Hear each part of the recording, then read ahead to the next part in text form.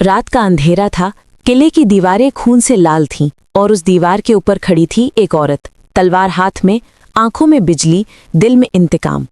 उसका नाम था मलका आरजू। वो कहती थी कि अगर मेरी सांसें रुक भी गईं तो भी ये ज़मीन कभी गुलाम नहीं होगी। उस दिन जंग सिर्फ तलवारों से नहीं, जज्बात से लड़ी गई थी, और एक औरत ने दिखाया था कि मोहब्बत और वतन दोनों कुर्बानी मांगते हैं। मलका आरजू, खून और किरदार का किस्सा। दूर किसी पुरानी तहजीब के शहर में, जहां सूरज की पहली किरण किले की दीवार पर गिरती थी, वहां एक मलका रहती थी, मलका आरजू। उसका नाम ही लोगों के दिल में इज्जत और खौफ दोनों जगाता था। वो न सिर्फ अपने हुस्न और अक्ल के लिए मशहूर थी, बल्कि अपनी तलवार चलाने के फन में भी मशहूर थी। कहा जाता था कि जब आरजू जंग के मैदान में उतरती थी तो हवाएं भी रुक जाती थीं। मलका आरजू का बचपन सुख और अमन में गुजरा, लेकिन जिंदगी ने उसके लिए आराम नहीं लिखा था। उसके वालिद सुल्तान नसीरुद्दीन एक इंसाफ पसंद बादशाह थे, लेकिन दुश्मन उनकी ईमानदारी से जलन रखते थे। जब आरजू सिर्फ 14 साल की थी, एक शाम महल के आसमान पर काले बादल छा गए। दुश्मन फौज ने किले पर हमला कर दिया। उस रात आरजू ने अपनी आंखों से अपने वालिद का खून जमीन पर गिरते देखा। उस वक्त उसने कसम खाई कि मैं इस जमीन को अपने खून से हिफाजत दूंगी। तलवार का सफर। साल बीत गए। आरजू ने अपनी रूह और तन दोनों जंग के लिए तैयार कर लिए। सुबह तलवारबाजी, शाम तीरंदाजी और रात में स्ट्रैटेजी का दर्स। उसकी आंखों में वो आग थी जो सिर्फ दर्द से नहीं, जज्बे से भड़कती है। उसका मेंटर एक बूढ़ा सिपाही था, उस्ताद हैदर। हैदर अक्सर कहता, मलका, तलवार सिर्फ हथियार नहीं, एक ज़ुबान है। इससे इज्जत के अल्फाज लिखने सीखो। आरजू के लिए ये अल्फाज मंत्र बन गए। जब वो 22 साल की हुई तो अपने वालिद का किला और ताज उसके सर पर था।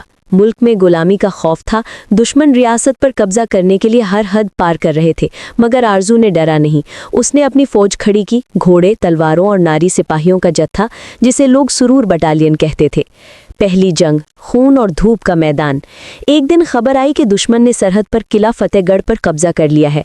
आरजू ने बिना देर किए अपना लोहा का लिबास पहना, तलवार बांधी और खेतों में से गुजरती फौज को लीड किया। जब वो मैदान में पहुंची तो सूरज अपनी सबसे तेज धूप बरसा रहा था।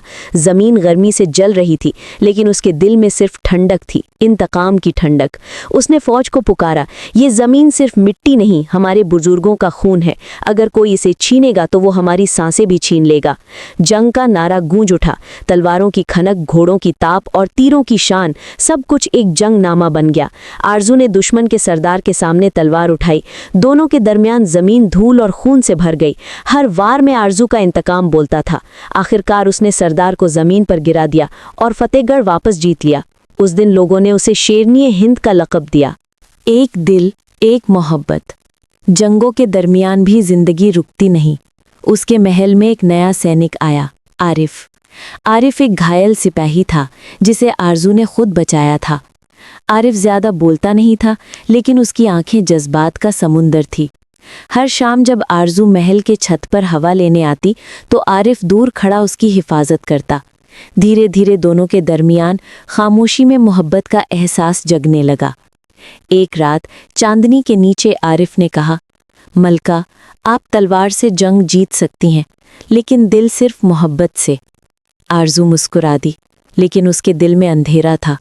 मैं अपने मुल्क की माँ हूँ आरिफ, मुझे अपने दिल की कुर्बानी देना सीखा है। वो मोहब्बत कभी अल्फाज तक नहीं पहुँची, लेकिन दोनों के दिल में बस गई। आरिफ ने उसके लिए अपनी जान दी जब एक और जंग में उसने आरजू के आगे आकर तीर खाया। आरिफ जमीन पे गिरा और उसकी आंखों में बस एक ही तस्वीर थी, आरजू की। उस वक्त आरजू ने महसूस किया, कभी कभी सबसे बड़ी जीत भी सबसे बड़ी हार होती है। मलका का अंधेरा। आरिफ की मौत ने आरजू को तोड़ दिया, मगर उसने अपनी कमजोरी दिखाई नहीं। रातों में वो रोती थी, सुबह वो फौज को हौसला देती थी। उसका हर आंसू एक नया जुनून बन गया। उसने मुल्क में नए कानून बनाए, ज़्यादा ख़वातीन फ़ौजी ट्रेनिंग लेने लगी, अनाज के गोदाम बनाए गए और तालीम हर गांव तक पहुंची। लेकिन दुश्मन चैन से नहीं बैठा था। फिर एक बड़ी जंग छेड़ दी गई, जंग ए दिलावर। इस बार दुश्मन के पास तोपें, बारूद और अंग्रेज सिपाही थे। आरजू के पास सिर्फ जज्बा था। जब जंग शुरू हुई तो आसमान में धुआं छा गया, घोड़े गिर रहे थे, तलवारों से बिजली खेल रही थी। आरजू ने खुद अपना घोड़ा लेकर फ्रंट लाइन में प्रवेश किया। उसका लाल झंडा हवा में लहराता था। हर सिपाही के दिल में बस एक आवाज गूंज रही थी, मलका जिंदाबाद। आखिरी सांस, अमर कहानी। जंग 3 दिन चली। चौथे दिन आरजू एक तीर से जख्मी हुई, लेकिन वो घोड़े से नहीं गिरती। उसने अपनी तलवार उठाई और दुश्मन के किले के गेट तक पहुंच गई। वहां एक पत्थर पर खड़ी होकर बोली, जब तक मेरे लोग सांस ले रहे हैं, ये जमीन आज़ाद है। उसके बाद उसने तलवार से दुश्मन के झंडे को गिराया और खुद मिट्टी पर गिर गई। उसका खून उसी जमीन में मिला जिसे बचाने का उसने वादा किया था। दुश्मन जीत गया, लेकिन लोग कहते हैं वो जमीन उस दिन आज़ाद हुई थी। वरासत और याद।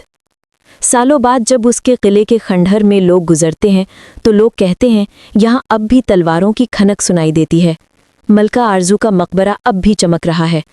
उसके पास एक छोटी सी पत्थर की तस्वीर बनी है, एक सिपाही जिसमें आरिफ का चेहरा है। कहते हैं जब हवा उस मकबरे से गुजरती है तो आवाज़ आती है, मोहब्बत और वतन दोनों कुर्बानी मांगते हैं। नतीजा, आरजू सिर्फ एक मलका नहीं थी, वो एक सोच थी। उसने दिखाया कि औरत सिर्फ महलों की जीनत नहीं, एक फौज की जान बन सकती है।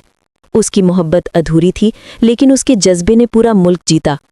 आरजू के नाम पर आज भी लोग अपनी बेटियों को तलवार पकड़ना सिखाते हैं, ताकि कोई फिर कभी गुलामी में न जाए।